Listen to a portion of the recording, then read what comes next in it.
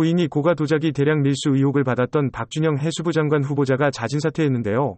청와대는 이를 문재인 대통령의 판단이라고 밝혔습니다. 그러면서도 민주당은 김부겸 국무총리 후보자 임명 동의안을 야당이 전원 퇴장한 가운데 단독으로 처리하여 후폭풍이 거세질 것으로 보입니다. 한편 합당을 앞둔 안철수 대표의 국민의당에서 전국위원장 공모를 시작해 국민의힘에서는 지분을 요구해 알박이 하려는 것 아니냐며 불편한 기색을 보였습니다. 일론 머스크가 비트코인으로의 테슬라 차량 구매를 중단하겠다 밝혀 가상화폐 시장이 크게 요동쳤습니다.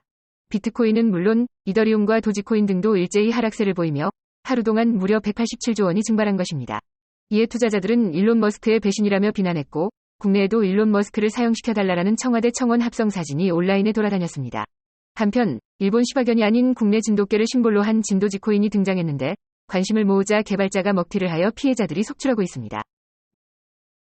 코로나19 신규 확진자가 보름여 만에 최대 규모로 연일 700명을 넘어서고 있습니다. 특히 수도권과 경남권, 충청권의 빠른 확대가 증가폭을 가져온 것으로 분석되고 있는데요. 비록 감염제 생산지수는 0.94 정도로 소폭 낮아졌다고 하지만 검사 양성률이 2%로 증가세라고 합니다. 주요 집단 발병은 가족이나 지인 모임, 직장, 교회, 학교, 식당 등 다양한 일상 공간에서 감염고리가 이어지고 있습니다. 한편 당국에선 백신 이상 신고율이 최근에 0.1%까지 떨어졌다며 백신 접종 예약에 적극적으로 나서달라고 당부했습니다. 곳곳에서 올봄 최고 기온을 기록한 가운데 오늘은 어제보다 더 더울 것으로 보입니다. 서울 낮 기온 30도, 대전 31도 등을 기록할 것으로 보이는데 그만큼 일교차도 10도 이상 차이가 크게 날 예정입니다. 또한 대부분 지역에서 자외선 지수가 매우 높은 수준까지 오르겠고 오존 농도도 짙게 나타날 것으로 보여 호흡기가 약한 분들은 오후 2시에서 5시 사이 바깥 활동을 자제하시는 것이 좋겠습니다. 이제부터 네이버에서 기사 등 댓글 작성 시 아이디 앞 네 자리와 함께 프로필 사진이 노출되는데요. 일각에선 표현의 자유를 훼손하고 프로필 사진 안 하면 되지 않냐며 실효성은 떨어질 것이라는 지적도 나오고 있습니다.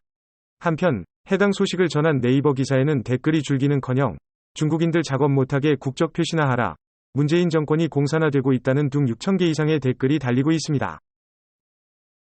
올해 미스 그랜드 인터내셔널 대회에 미얀마 대표로 출전했던 여성이 군부에 의해 탄압받고 있는 미얀마 국민들을 도와달라며 눈물 호소했던 장면이 전 세계에 전해졌었는데요. 또 다른 미스 미얀마 출신의 30대 여성이 총든 사진을 소셜미디어에 올리며 군부에 저항하는 무장단체에 합류한 사실을 알렸습니다. 최근까지도 모델 활동을 했던 타테텟은 목숨도 내놓을 수 있다며 내가 할 수 있는 한 반격을 할 것이라 말했습니다. 그럼 오늘도 좋은 하루 보내세요.